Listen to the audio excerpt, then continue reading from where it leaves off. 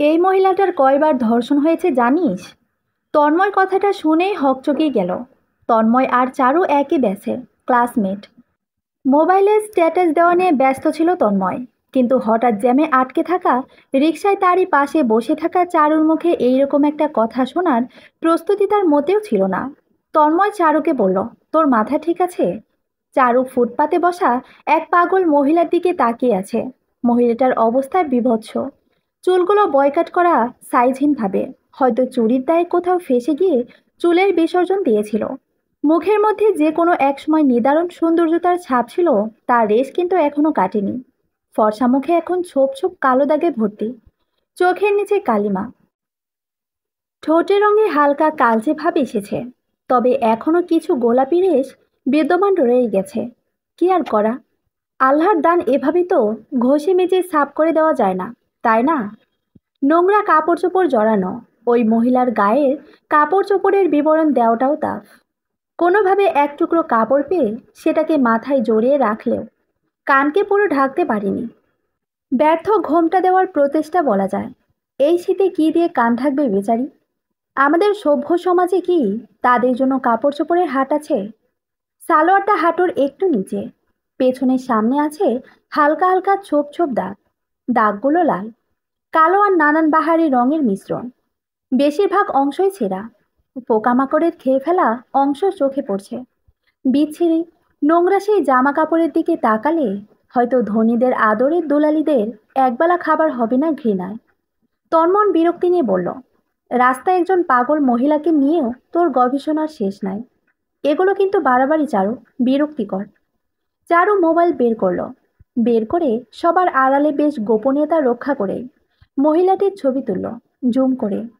তন্ময় অবাক হয়ে তাকিয়ে আছে। তন্ময়ের মায়ের করা নিষেধ আছে চারুর সাথে না মেশার, কিন্তু এতদিনের বন্ধুত্ব এভাবে খোয়াতে চায় না তন্ময়। যদিও তন্ময়ের মনে মনে চারুর এসব পাগলামি বেশ ভালো লাগে। সে সর্বদা চারুকে মনে মনে সাহায্য করে যায়। তন্ময় জিজ্ঞেস করলো, ছবি তুললি কেন? ফেবুতে ট্রোল করবি? আবার দরদ দেখাস কেন? চারু কেমন তা খুব ভালো করেই জানে তন্ময়। তাও এভাবে কথা বলে সে, কারণ সে যায় চারুই তাকে ছেড়ে চলে যায়। কিন্তু 2 বছর যাবৎ কেউই যায়নি কাউকে ছেড়ে। চারুর সংস্পর্শে আসলেই তন্ময়ের অন্যরকম ভালো লাগা কাজ করে। কেন তা জানা নেই তন্ময়ের। মাঝে মাঝে বইয়ের মধ্যে মুখ লুকিয়ে তন্ময় ভাবে, চারুও কি আমার মতো ফিলিংস হয়? ক্লাস শেষে প্রতিদিন চারু কোথাও চলে যাচ্ছে তন্ময়কে না বলে, অথচ দুজন রোজ একসাথে যাওয়া আসা করে ক্লাসে। চারু ইদানিং টিফিনও খায় না, অথচ প্রতিদিন তারা একসাথে খেত। শপিংও করে না আজকাল। 10টা বুক লিস্টের মধ্যে ওর 5টা তন্ময়ের 5টা কেনার কথা, কিন্তু চারু একটা কিনে ওইটাই পড়ছে। জিজ্ঞেস করলে বলে, আগে এটা মাথায় নিয়ে নেই। রিক্সাও ওঠে না। তন্ময় একা একা যেতে পারবে না, তাই সেও ওঠে না। কিন্তু এত দূর হেঁটে গিয়ে ওর পায়ের অবস্থা ঠিক না থাকলেও মনের অবস্থা কিন্তু ভালোই থাকে। চারুর সংস্পর্শে অনেকক্ষণ থাকা যায়, অনেক বিষাক্ত আর অদ্ভুত কথাও জানা যায়। একদিন ফলো করে দেখে চারু সেই নোংরা মহিলার পাশে ফুটপাতে বসে আছে। কী সব যেন আলোচনা হচ্ছে। চারুর এই অবস্থা দেখে তন্ময় রেগে যায়। তন্ময়ের মাও প্রমিস করিয়ে নেয় তাকে যাতে চারুর সাথে কোনোদিন না মিশে, কারণ উনি বুঝতে পারতেছিলেন তন্ময়ের দুর্বলতা আছে চারুর প্রতি। চারুর বাবা নিম্ন আয়ের মানুষ, সামান্য একটা এনজিওতে চাকরি করে, তাই জন্যই বিশেষ করে চারুকে পছন্দ করে না তন্ময়ের মা। তন্ময়ের একদিকে রাগ, অভিমান, অন্যদিকে মায়ের করা নিষেধাজ্ঞা। ক্লাসে চারু ওর পাশে এসে বসলেও কথা বলে না সে। চারু নিজে আগ বাড়িয়ে কোনোদিন কারো সাথে কথা বলে না, তাই তন্ময়ের সাথেও মাস দেড়েক এভাবে কথা না বলে কাটিয়ে দিল। কোনোদিন একবারের জন্য জানতে চায়নি চারু যে তন্ময়ের কি হলো বা কিসের জন্য এই দূরত্ব। অথচ তন্ময় কিন্তু কোনোভাবেই ভালো ছিল না এই দীর্ঘ সময়ে। এমন কোনো রাত যায়নি যে রাতে ও চোখের জল বিসর্জন না দিয়ে ঘুমিয়েছে। তন্ময় জানে না কেন বা কিসের জন্য এই কান্না। চারুর প্রতিটা স্টেপ চুপি চুপি ফলো করতো তন্ময়, এবং মাস দেড়েক যাবতই চারুকে সে একটা বস্তির ঘরে সপ্তাহে 2বার প্যাকেট হাতে নিয়ে এবং সাজগোজ করে যেতে দেখেছে। আর ফুটপাতের ওই মহিলাকেও সে আর দেখে না ওই জায়গাতে। এখন অন্য একজন বসেছে ওই জায়গায়। চারু ওই পথ দিয়ে আর যায় না।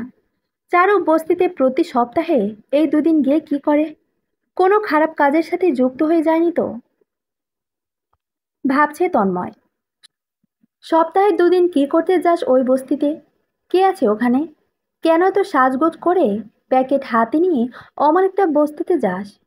কথাটা কানের কাছে এসে বলেই মুখ নিচে নামিয়ে ফেলল তন্ময়। চারু চোখ বড় বড় করে তাকিয়েছে তন্ময়ের দিকে।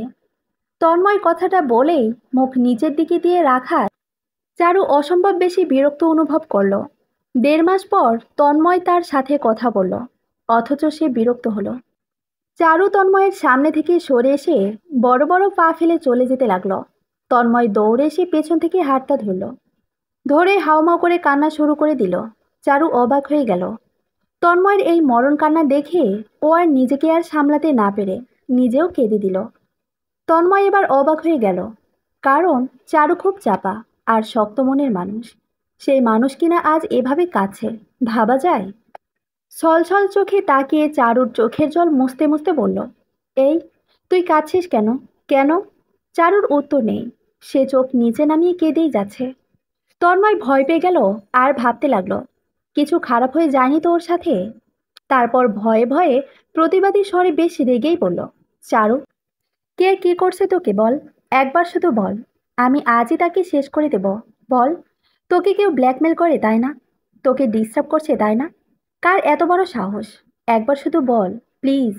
চারু কিছুই বলল না। তন্ময়ের হাত ছাড়িয়ে নিয়ে সে আবার চলে যাচ্ছে। তন্ময় আবার তার সামনে গেল, হাঁটু ওবু করে বসে দুহাত জোর করে লোক সমাগমের ভিড়ে চিৎকার করে কাঁদতে কাঁদতে বলল, দোহাই তোর, কেন কাঁদছিস তুই? শুধু এইটুকুই বল প্লিজ।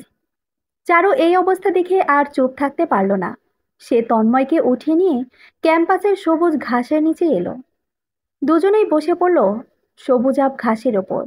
পাশেই চিরবর্তমান বটগাছ, একপাশে বিশাল বড় মুক্তিযুদ্ধকালীন শহীদ মিনার, অপোজিট সাইডে একটা ছোট্ট বিল। কর্তৃপক্ষের করা, কিন্তু বোঝার উপায় নেই, কারণ সেই বিলের ধারে রোজই বসে থাকতে দেখা যায় নানান বাহারি রঙের নামজানা পাখি। মনোরম দৃশ্য।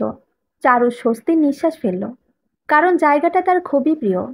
তারপর চারু তন্ময়ের দিকে তাকালো অনুশোচনার দৃষ্টি নিয়ে। স্বাভাবিকভাবেই বলল, 1.5 মাস পর কথা বলতে এসেছিস, অথচ শুরুই করলি এরকম একটা আক্রমণাত্মক প্রশ্ন দিয়ে। সন্দেহ করিস আমাকে তাই না? তাহলে কথা বলতে আসলি কেন?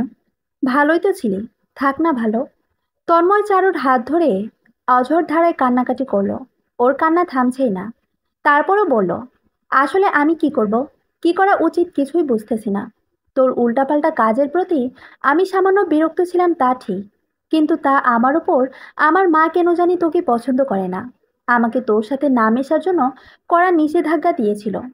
আমিও অবুঝের মতো মেনে নিয়ে নিজেকে এভাবে নিঃসঙ্গতার সঙ্গী করে নিয়েছিলাম। কিন্তু না, আমি মরে যাব এভাবে। তুই না থাকলে আমি বাঁচব না রে।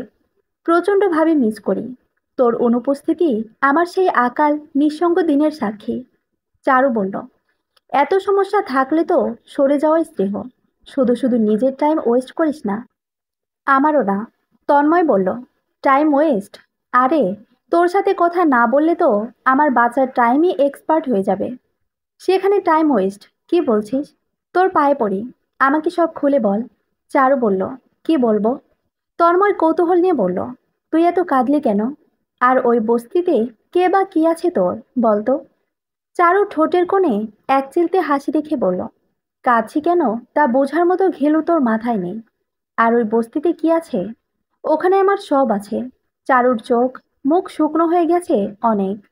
তন্ময়ের খুব সন্দেহ হচ্ছে, নিশ্চয়ই চারু কোনো বিপদে পড়েছে। চারুর এই মলিনতা তন্ময়ের সহ্য হচ্ছে না। চারু, তুই কিছু খাবি? চারু ঘন ঘন ঘড়ির দিকে তাকাচ্ছে। তন্ময় আবার জিজ্ঞেস করলো, কি রে, কিছু খাবি? চা আনি? চারু অপ্রস্তুতভাবে বলল, হ্যাঁ, না মানে, না না, কিছুই খাবো না। তন্ময় প্রশ্নসূচক দৃষ্টি দিয়ে চারুকে জিজ্ঞেস করলো, তুই আজকাল ক্লাসে আসিস না কেন? আর বইয়ের জন্য প্রতিদিন স্যারের কাছে কেন বকা খাস? এই অল্প কয়েকটা বই কিনতেও তোর সমস্যা? তুই তো এমন ছিলি না। কি হয়েছে বলতো? চারু মুচকি হাসি দিয়ে বলল, ধুর, কি হবে, বাসায় করি তো। ইউটিউব দেখে সব বই, লেকচার কমপ্লিট করতেছি। আমার এক্সাম প্রিপারেশন দরকার। আর স্যারদের এটা ওটা শোনার সময়ও না। আমার কি এই একটাই কাজ নাকি? আমার রোজ সময় দিতে হয় না ওদের? কথাটা বলেই চারু দুই ঠোঁট একসাথে করে চোখ ঘোরাতে লাগলো। তন্ময় তাড়াতাড়ি জিজ্ঞেস করলো, তাই কাকে কাকে সময় দিতে হয় তোর?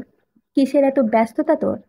চারু বলল, আরে ধ্যাত, মুখ ফুসকে বলে ফেলেছি ওটা, বাদ দে। তন্ময় লক্ষ্য করলো চারু বারবার গেটের দিকে তাকাচ্ছে। ও হয়তো কারো আসার অপেক্ষায় আছে, কিন্তু তন্ময়কে বলতে সমস্যা কি, এটাই তার অজ্ঞাত। চারু, এই নে। ব্যাগ থেকে দুইটা মেজর বই বের করে দিল তন্ময়। চারু হাতে নিয়েই বলে দিল, থ্যাঙ্কস। তন্ময়ের ভীষণ রাগ হলো, কারণ তন্ময় প্রায়ই এভাবে বইটি দিত চারুকে, আর বারবার করে বলে দিয়েছিল কোনোদিন যেন থ্যাঙ্কস না দেয়। অথচ চারু সেই খেয়ালই নেই, ওর তো মনেই নেই এখন পর্যন্ত থ্যাঙ্কসটাও দিয়ে রাখছে। চারুর এইদিকে কোনো মনোযোগ নেই, ওর আশার দৃষ্টি গেটের দিকেই বহাল। তন্ময় জিজ্ঞেস করলো, থ্যাঙ্কস দিয়ে রাখছিস কেন? মানা করছিলাম না। চারু উত্তর দিল না। আবার তন্ময় জিজ্ঞেস করলো, আচ্ছা, তুই এত অন্যমনস্ক কেন? কি ভাবিস সারাক্ষণ? কিসের বা কার জন্য এত অপেক্ষা তোর? চারু হঠাৎ উঠে দাঁড়ালো। মনে হলো যেন এক্ষুনি সে যুদ্ধে যাওয়ার সংকেত বা যুদ্ধে জেতার কোনো বিভ্রম সংকেত পেয়ে ম্যারাথন রেস দেওয়ার বেদম প্রস্তুতি নিচ্ছে। চারু না তাকিয়েই খুব দ্রুত বলতে লাগলো, শোন, আমাকে এক্ষুনি যেতে হবে, একটা ইম্পর্টেন্ট কাজ আছে। ভুলেই গেছিলাম, কাল ফান্ডামেন্টালের এক্সাম আছে, তাই না? তুই নোট নিয়ে নিস আমার থেকে, আমি রাতে পাঠিয়ে দেব। এবার ফেল করবি না, চিন্তা করিস না। এখন আসি রে, কাল দেখা হবে, আসলাম। তন্ময় কিছু জিজ্ঞেস করতে যাচ্ছিল, কিন্তু চারু তাকে সেই সুযোগ না দিয়ে রকেটের গতিতে কমন রুমে চলে গেল। কিছুক্ষণ পর কমন রুম থেকে বের হলো বোরখা পরে, কালো বোরখা, মেকআপ লাগানো। ব্যাপার কি, যাচ্ছেটা কই? সে হুড়হুড় করে গেট পেরিয়ে অদৃশ্য হয়ে গেল। তন্ময় বোকার মতো হাঁ করে এই দৃশ্য দেখছে। সবুজ ঘাসের ওপর বসে বসে সে তৎক্ষণাৎ সিদ্ধান্ত নিল যে সে চারুকে ফলো করবে। চারুর পিছু নিল তন্ময়। চারু শপিং মলে গিয়ে শপিং করতেছে। কি শপিং করছে তা জানার সৌভাগ্য কোনোভাবেই হয়ে উঠল না তার, কারণ সে আছে সবার আড়ালে। চারু বেরিয়ে পড়েছে। ফাস্ট ফুডের দোকানেও কখনো ঢোকে না, কিন্তু এখন সে ওই দোকানের দিকে যাচ্ছে না। ও তার পাশের খুচরো দোকান থেকে কি কি যেন কিনে নিল, দুই হাত ভর্তি প্যাকেট। এই নাকি ওর টাকা পয়সার অভাব। এত কিছু কিভাবে কিনতেছে, কার জন্য কিনতেছে, ভাবতেছে তন্ময়। নিশ্চয়ই কোনো বিকট সমস্যার শিকার হয়েছে চারু। কেউ হয়তো ওকে ভোগাচ্ছে খুব, কিন্তু এটা তো শেয়ার করা যেত, কিছু তো করতে পারতাম। তন্ময়ের মাথা ভনভন করতেছে হাবিজাবি চিন্তার উৎপাতে। সে ও তাল মিলিয়ে হেঁটেই যাচ্ছে। চারু হঠাৎ হাঁটা থামিয়ে দিল। একটা 5 ফুট 8 ইঞ্চি লম্বা ছেলে তার সামনে এসে দাঁড়িয়েছে। সুদর্শন সেই ছেলের অবস্থা দেখে তন্ময় একবার চোখ ফিরিয়ে নিয়ে নিজেকে দেখার ব্যর্থ চেষ্টা করলো। না, সে তো কোনোভাবেই এই ছেলের সাথে যায় না, সমপর্যায়েও না। ওই ছেলের জ্যাকেট, প্যান্ট এত অত্যাধুনিক যে সে নিজেকে এবার তুচ্ছ ভাবতে শুরু করলো নিজের অজান্তেই। ছেলেটার সাথে চারু কথা বলেই যাচ্ছে। হাতের সব প্যাকেটগুলো ছেলেটির হাতে তুলে দিল। ছেলেটি প্যাকেট হাতে নিয়ে লম্বা হাসি দিল। এই হাসি আর থামছেই না। চারুর হাসি দেখার বা বোঝার উপায় নেই, কারণ একে তো নেকাব দেওয়া, তার উপর তন্ময়ের সামনে শুধু পেছনের দিকটাই দৃশ্যমান। তন্ময়ের কিছু বন্ধুদের থেকে সে অনেক কিছুই শুনেছে। চারু এখন শুধু যে ওই ছেলের জন্য প্যাকেট নিয়ে গিয়ে 2-4টা কথা বলে তা নয়, তাদের বেশ খানিকটা সময় নিয়েই নাকি আলাপচারিতার আসর বসে। ছেলেটি নাকি আজকাল রোজ চারুকে বাড়ি পর্যন্ত ড্রপ করেও দিয়ে যায়। তন্ময়ের প্রতি চারুর সেই অগাধ বিশ্বাসটুকু যে বিন্দুমাত্র নেই, তা বেশ ভালো করেই বুঝে নিয়েছে সে। চারুর প্রতি তন্ময়ের বিরক্তি জন্মাচ্ছে ক্রমশ। দেখতে দেখতে এভাবেই কেটে যাচ্ছে দিন। তন্ময় এখন আর ওসব নিয়ে মাথা ঘামায় না, আর ঘামিয়েও বা কি হয়েছে। তন্ময়ের জেদি চলে এসেছে একরকম। চারু ইদানিং মাত্রাতিরিক্ত বিজি। তন্ময়কে ভুল করেও একটা মেসেজ দেয় না, যদি না সে দেয়, তাই তন্ময়ও তেমন একটা দেয় না। তবুও তন্ময়ের মন খুব এসপার ওসপার করে চারুর সাথে একটু লম্বা সময় নিয়ে কথা বলার জন্য, কিন্তু চারুর অবহেলার জন্যই সব শেষ হয়ে যাচ্ছে। এমনি করে কাটতেছে তাদের দিন। তন্ময়ের বড় ভাই তানিমের বিয়ে ঠিক হয়ে যায়। তন্ময়ের বাবার সাথে চারুর বাবার খুব মিল। ফলপ্রসূ তিনি দাওয়াত করলেন চারুর বাবা ও চারুকে। চারুর মা নেই বিধায় চারুর প্রতি এক বিশেষ দুর্বলতা কাজ করে তন্ময়ের বাবার। চারু যেতে চাচ্ছিল না, কিন্তু চারুর বাবা ও তন্ময়ের বাবার জোড়াজুড়িতে তাকে আসতেই হলো। গায়ে হলুদের দিন বিকেলে পৌঁছে গেল তারা। চারু হালকা হলুদ কালারের থ্রি পিস পরেছে, কপালের মধ্যেখানে দিয়েছে পাথরের ছোট্ট একটি চকচকে সাদা কালারের টিপ। ঠোঁটকে হালকা সোনালি কালার দিয়ে রঙিন করে নিয়েছে, আর চোখের ওপর হালকা কাজল দিয়ে ওর সাজগোছের অবসান ঘটেছে। চারু হলুদের আনন্দে রমরমা সেই বাড়িতে নিজেকে দেখিয়ে বেড়াতে চায় না, তাই সে বারান্দায় যাচ্ছিল একটা বই হাতে নিয়ে। বারান্দার পাশের রুমটায় যে তানিম ভাইয়ের রুম সেটা অজ্ঞাত ছিল চারু। চারু বারান্দায় পৌঁছালো ঠিক তখনই তানিম ভাই চারু শোন বলে ডাক দিল। চারু পর্দা সরিয়ে ভেতর ঢুকে পা বাড়াবে, ঠিক তখনই চিৎকার করে উঠল তানিম।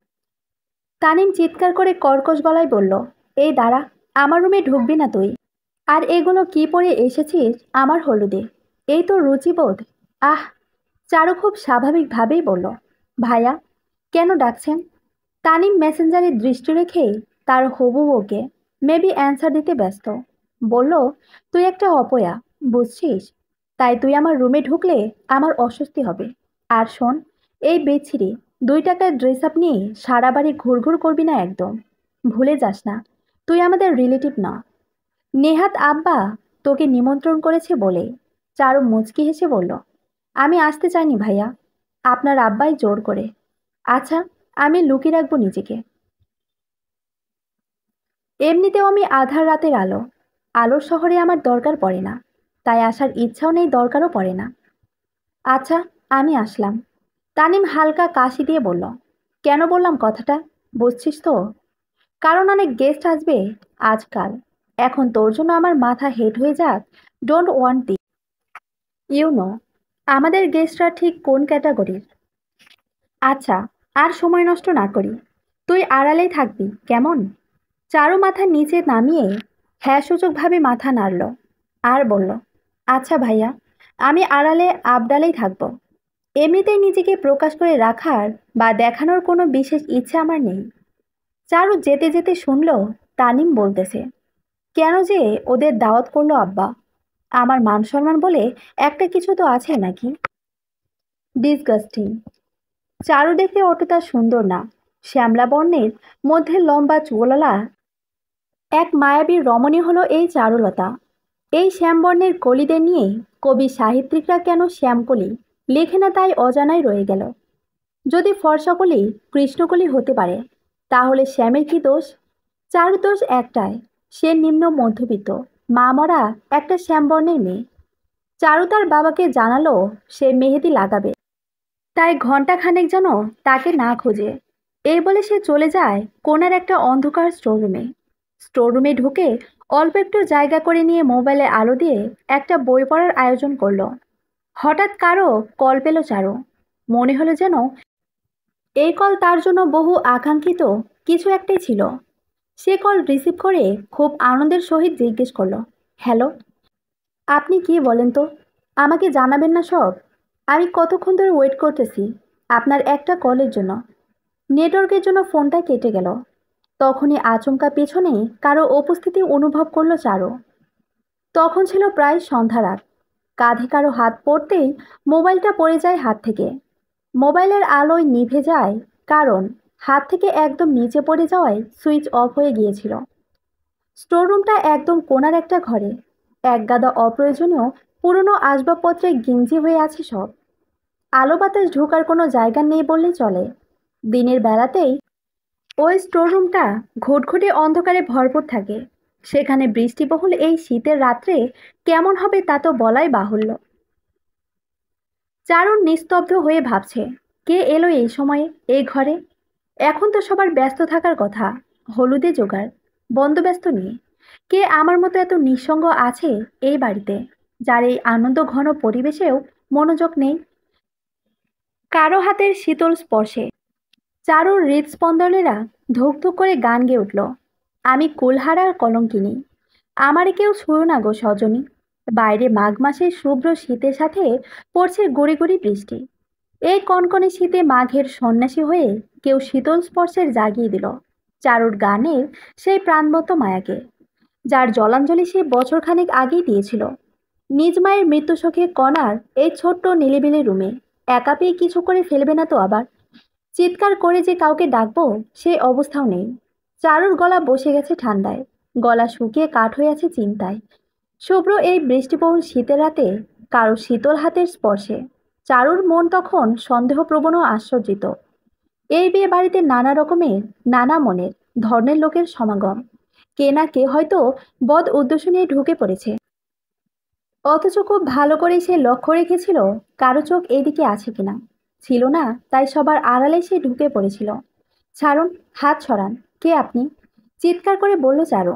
এই, কি ব্যাপার? তুই এখানে কি করছিস?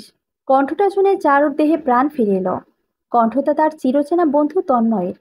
কিন্তু কি আশ্চর্য, চারু এক মুহূর্তের জন্যও ভাবনি যে তন্ময়ের বাড়ি, তন্ময়ও হতে পারে। চারু আমতা আমতা করে বলল, আমি। তন্ময় বলল, হ্যাঁ তুই। তুই কি? চারু বলল, না মানে, আমি ভাবলাম কে না কে। তন্ময় বলল, চারু শোন, আজ তোকে একা পেয়েছি, তাই তোকে আমি কিছু বলতে চাই। আসলে না বলা ঠিক, জিজ্ঞাসায় বলতে পারিস। আমি কিছু জানতে চাই। চারু বলল, বল, কি জানতে চাস? তন্ময় কিছু বলতে যাচ্ছিল, ঠিক তখনই দরজায় আওয়াজ হলো। ফিরে তাকালো তন্ময়। চারু দরজার পাশে দাঁড়িয়ে আছে তন্ময়ের মা আর ভাই। তন্ময়কে কিছুই বলল না। চারুকে খুব বাজে ইঙ্গিত দিয়ে তন্ময়ের মা বলল, জুতা সবসময় জুতাই থাকে। জুতা সোনার তৈরি হলেও তা পায়ের নিচেই থাকে। তানিম চোখ পাকিয়ে বলল, একা এই সাজসজ্জা নিয়ে স্টোররুমে চুপি চুপি এসে আমার ভাইকে পটানোর ধান্দা না? তন্ময় বলল, ভাইয়া, আপনার মাথা ঠিক আছে? চারু আমার বন্ধু, শুধুমাত্র বন্ধুই। আর মা, ও আমাকে ডাকেনি, আমি নিজে এখানে আসতে যাচ্ছিলাম। কারণ আমার রুমটায় মানুষ, বাচ্চা কাচ্চায় ভর্তি, প্রত্যেকটা রুম মানুষে ভরা। আর তুমি জানো আমার পরশু পরীক্ষা, রিভিশন দিতে হবে। তাছাড়া আমি নিরিবিলি পরিবেশ পছন্দ করি। কিন্তু আমি বুঝতেছি না তোমরা চারুকে কেন অযথা বকছো। তানিম তন্ময়কে ধাক্কা দিয়ে সরিয়ে চারুর হাত ধরে বের করে দেওয়ার জন্য উদ্যত হলে তন্ময় তার ভাইকে বাধা দিয়ে বলে, ভাইয়া শোন, তুই ওর সাথে এই ব্যবহার করতে পারিস না। ওকে আর বেশি কিছু বললে আমি তোর বিয়েতে থাকবো না। তানিম তার মাকে ডেকে বলল, আম্মা দেখেন দেখেন, আপনার গুণধর ছেলে কি বলে। হাতে থাকা লাইটের আলোয় চারুর চকচকে টিপ আর মায়াবী চোখ থেকে পড়া টপ টপ পানিগুলো আকৃষ্ট করে রেখেছিল তন্ময়ের মাকে। ভুল করে একবার তার মন বলে ফেলেছিল, ইস, মেয়েটার কি মায়াবী মুখ, এমন মেয়ে যদি বউ হিসেবে পেতাম। ঘোর ভেঙে দেয় তানিম। তন্ময়ের মা কিছুই বলল না, সোজা হেঁটে চলে গেলেন। তানিম চলে যাওয়ার সময় তন্ময়কে বলল, তুই চরম ভুল করছিস। তানিম যাওয়ার পর তন্ময় লক্ষ্য করে দেখল চারু পিছন ফিরে আছে। কি সুন্দর সে অবয়ব, হলদেটিয়া পাখির মতো লাগছে চারুকে। সরি চারু। চারু তন্ময়ের দিকে না তাকিয়ে পড়ে যাওয়া মোবাইলটা অন করলো। তন্ময় বলল, তাহলে শুরু করি। আচ্ছা, তুই আমাকে কেন শেয়ার করতে পারিস না সব? আমি। চারুর ফোন বেজে উঠল। চারু তন্ময়ের পাশ কাটিয়ে চলে যাচ্ছে। ফোনটা রিসিভ করেই বলতেছে, দুঃখিত কিশোর, আমি ভীষণভাবে দুঃখিত। আসলে ফোনটাই অফ হয়ে গিয়েছিল, হাত থেকে পড়ে। তন্ময়ের হাতের মুঠো শক্ত হয়ে যাচ্ছে ক্রমশ, রগগুলো ভাসমান। তন্ময় তৎক্ষণাৎ চারুকে আলতো করে ধাক্কা দিয়ে নিজ রুমে চলে গেল। চারু বিস্ময়জনক চোখ নিয়ে তাকিয়ে আছে। বিয়ের দিন। চারুর তন্ময়কে ভালোই লাগে, কিন্তু অ্যাভয়েড করার মূল কারণ তন্ময়ের মা আর ভাই। চারু খুব ভালো করে জানে যে এ দুজন তাকে সহ্য করতে পারে না, আর তন্ময়ের সাথে মেলামেশাও পছন্দ করে না। চারু হালকা কালারের একটা লাল শাড়ি পরে পুকুরের পাড়ে বসে আছে। পুকুরটা একদম স্পষ্ট দেখা যায় তন্ময়ের ঘরের জানালা দিয়ে। চারুর কানে ফোন। এখনো হয়তো সে তার সেই তাকেই সময় দিচ্ছে। কে সেই ছেলেটা? তন্ময় অনেক খুঁজেছে তাকে, কিন্তু এই ছেলেটা হচ্ছে অমাবস্যার চাঁদ। সহজে খুঁজে পাওয়া যায় না একে। তন্ময়ের খুব যে রাগ হচ্ছে তা না, চারুর এই সৌন্দর্য রূপ সে আগে কখনো দেখেনি। কি সুন্দর করে সেজেছে, পুরো পুকুরের দৃশ্যপট পাল্টিয়ে দিয়েছে। তন্ময়ের জন্য অনেকবার অনেকেই পাঠানো হয়েছে, কিন্তু তন্ময় নিচে নামছেই না। সেও একটা লাল কালারের পাঞ্জাবি পরল, পারফিউম, জেল, ওয়াচ সব কিছু দিয়ে নিজেকে সজ্জিত করে কাগজ দিয়ে খুব সুন্দর করে একটা লাল গোলাপ বানালো। সবুজ পাতাও যোগ করলো। তন্ময় খুব সুন্দর করে এসব হাবিজাবি বানাতে পারে। হঠাৎ তার ইচ্ছে হলো সে আরেকবার একটু লুকিয়ে চারুকে দেখবে। জানালার দিকে তাকাতেই সে এমন কিছু অপ্রীতিকর দৃশ্য দেখল যা দেখার জন্য সে মোটেও প্রস্তুত ছিল না। তার হাতের গোলাপটায় এখনো গ্লো লাগানো বাকি, কিন্তু ওই দৃশ্য দেখার পর সেই গোলাপ পড়ে যায় হাত থেকে। নষ্ট হয়ে যায় সেই অসম্ভব সুন্দর লাল গোলাপটা। ছেলেটা অনেক বড় একটা গিফট দিচ্ছে চারুকে। চারু সেটা দিব্যি হাসি খুশি ভাবমূর্তি নিয়ে নিচ্ছে। বাহ! তন্ময় নোটিশ করতেছে তাদের কার্যকলাপগুলো। এই ছেলে এখানে আসলোটা কিভাবে? কে দাওয়াত করলো? কিভাবে পসিবল? কত বড় স্পর্ধা আমার চারুকে গিফট দেয়। অবশ্য ওই দিন তো চারুকেও তো দিতে দেখেছিলাম। তন্ময় ভাবছে ছেলেটা চলে যাচ্ছে, এক্ষুনি গিয়ে ধরতে হবে, নয়তো পাখি উড়াল দেবে আবার। অমাবস্যার চাঁদ তো এ, সহজে দেখা যায় না কোথাও। পেছন থেকে তন্ময় ডাক দিয়ে বলল, কি ব্যাপার ভাই? আপনি কে? আর কোন সাহসে এই বাড়িতে ঢুকছেন? ঢুকেছেন তো ঢুকছেন, আবার আমাদের বাড়ির মেয়েকে গিফটও দিচ্ছেন। How dare you! ছেলেটি অপ্রস্তুত হয়ে বলল, আমি শরীফ, চারুর শুভাকাঙ্ক্ষী। আর চারুর সাথে জরুরি কাজ আছে বলে এখানে আসছি। কাজ ছেড়েছি, চলে যাচ্ছি। অধর্মাচরণ করেছি? আর আপনি কে? এইরকম বিহেভিয়র কেন আপনার? তন্ময় বলল, আমি কে? আপনি আমার জন। বেটা আসছে তো আসছে, আবার সবাইকে দেখিয়ে রেখে গিফটও দিচ্ছে। আর হ্যাঁ, আমি তন্ময়, বরের ছোট ভাই। ছেলেটা এ কথাটা শুনেই যেন কারেন্টের শক খেয়ে ফেলল। চোখে মুখে হাসি ভেসে উঠল। জিজ্ঞেস করলো, আপনি তাহলে সে তন্ময়? তন্ময় বলল, সে তন্ময় মানে? আপনি আমাকে চিনেন নাকি? শরীফ হেসে বলল, আপনাকে চিনব না তো কি হয়? আরে আচ্ছা, আপনাকে যখন পেয়েছি তখন পুরোটাই খুলে বলি। এটা আর চাপা রাখা ঠিক না। আগে বলেন তো, আপনি কি চারুকে ভালোবাসেন? তন্ময় মাথা নাড়িয়ে হ্যাঁ বলল। শরীফ তারপর মুচকি হাসি দিয়ে তাকিয়ে রইল তন্ময়ের দিকে। আর বলতে লাগলো, আসলে চারুর চিন্তা ভাবনা, ধ্যান ধারণা সবই অকল্পনীয়ভাবে সাবলীল এবং উদ্যমশীল। আমাদের একটা গোপন হেডকোয়ার্টার আছে, ও হচ্ছে ওখানের মেইন। কারণ এটার উদ্যোক্তা তো চারুই। আর এই অ্যাসিস্ট্যান্ট হিসেবে তো আমরা কজন আছি। আসলে ও আর আমার ওয়াইফ মিলেই মূলত পুরোটা সামলায়। আমি শুধু একটু হেল্প করি। এই যা। তন্ময় অবাক হয়ে বলল, কি আপনি ম্যারিড? শরীফ বলল, হুম। আর আমি বয়সে তোমার অনেক বড়, তাই অনুমতি ছাড়াই তুমি করে বলছি। কেমন? তন্ময় কাচুমাচু করে বলল, হ্যাঁ, তা বলতে পারেন। আমি ৯৬-এ জন্মেছি যদিও। শরীফ হেসে বলল, আর আমি ৯১-এ। তন্ময় কথা ঘুরিয়ে দিয়ে বলল, তো বিবাহ হলে চারুর সাথে কি চলে আপনার? শরীফ হেসেই দিল। তারপর বলল, চারুটা যে কি, আমরা সবাই মোটামুটি জানি তোমার কথা।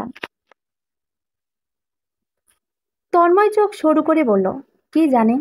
শরীফ বলল, জানি অনেক কিছুই, যা হয়তো তুমি জানো না। আর জানবও বা না কেন? আরে, আমাদের সংস্থাটার নামই তো তোমার নামে খোলা, তন্ময় প্রকল্প, আমাদের হেডকোয়ার্টারের নাম। তন্ময় হাঁ করে তাকিয়ে আছে। শরীফ বলল, তুমি ভালোবাসে বলছিলা, তাই না? হুম, বাসি। তো বললা না কেন ওকে? চারু উল্টাপাল্টা কাজ করে বেশি। তাছাড়া ও ওর সব কিছু আমার কাছে শেয়ার করে না, তাই এটাই আমার জন্য হজম করা কঠিন। ও, তাই জন্যই জেদ ধরে বসে আছো? তাই বলা যায়। বাহ, দুজনেই এই রকমের। একই মোডে বিলং করলে কিভাবে হবে? একজনকে তো অ্যাটলিস্ট ছাড় দিতে হবে নাকি? ছাড় দেওয়ার প্রশ্নই আসে না। চারু আমাকে ভালোই বাসে না, আমি জানি। শরীফ হেসে বলল, বাসে না মানে? বাসে বাসে, মন প্রাণ দিয়ে ভালোবাসে। তন্ময়ের মাথার আকাশ ভেঙে পড়েছে। কি বলছে কি সব? তন্ময় ২০ মিনিট যাবৎ কথা বলল না। ও মাত্রাতিরিক্ত উত্তেজনায় দমে গিয়েছে। শরীফ পানি খেতে বললে সে কেড়ে নিয়েই খেয়ে নিল পুরো বোতলের পানিটা। তারপর বলল, আসলে চারু কোথায় যায়, কি করে, কেন আপনাকে প্যাকেট ধরিয়ে দেয়? কেন আবার আজকে আপনি তাকে গিফট দিলেন? এসব রকমারি প্রশ্ন আমার মাথায় গেঞ্জি হয়ে আসে। প্লিজ ক্লিয়ার করুন এই হাইড অ্যান্ড সিক্রেট। চারু তোমায় ভীষণ ভালোবাসে তন্ময়। মেয়েটা চাপা স্বভাবের, তাই বলতে পারে না। শরীফের মুখে এই কথাটা শুনতেই তন্ময় আকাশ থেকে পড়ল। ওর মনে হচ্ছে এখনই বুঝি ওর অতল সমুদ্রে ডুবে গেল। তন্ময় হাঁ করে তাকিয়ে আছে। শরীফ বলল, প্রতিদিন, প্রতি সপ্তাহে ও কোথায় যায়? ওর মন এতটাই উদার যে ও এই ছোট বয়সে এত বড় একটা উদ্যোগ নিতে সক্ষম হয়েছে। ও সব কিছু আমায় খুলে বলেছে। ধর্ষিত সেই মহিলার এখন কী অবস্থা জানো? সে এখন গার্মেন্টস কর্মী, খুব সুন্দর চালচলন। তার সাফল্যতা ও চারুর সাহায্যের জন্য সে তার হারানো স্বামীকে খুঁজেও পেয়েছে। তার স্বামী তেমন সুস্থ না।